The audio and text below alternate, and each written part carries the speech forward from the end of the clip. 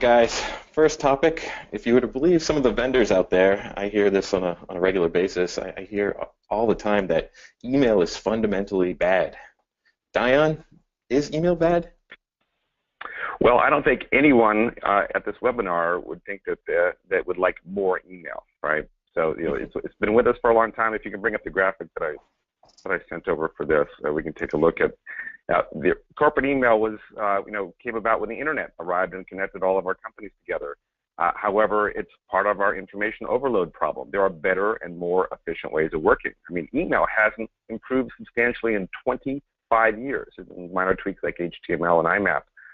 But we have, and we've learned from the social world that there are much more efficient ways and much more scalable ways to work together, things like enterprise social networks. And so, email is not going to go away anytime soon, but we see, and this is a chart of the overall interest in different workplace technologies, enterprise social networks are on the rise in terms of the focus for organizations, while corporate email is in decline.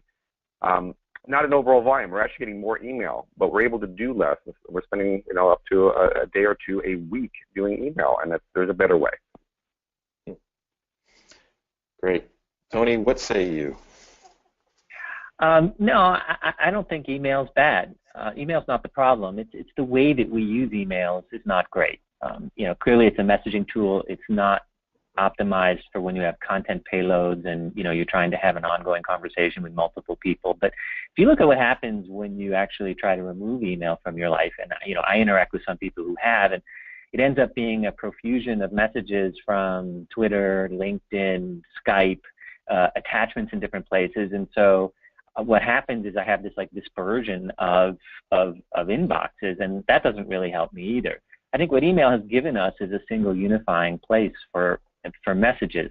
Now, to be sure, there's ways to redirect people to have certain conversations in communities rather than in email, and I think as digital leaders, we all need to be doing that. I think there's also a lot of ways to make the email client more of a dashboard and incorporate some of these social elements. If people are going to be living in Outlook or Apple Mail all day, let's bring social to them rather than have them leave those environments.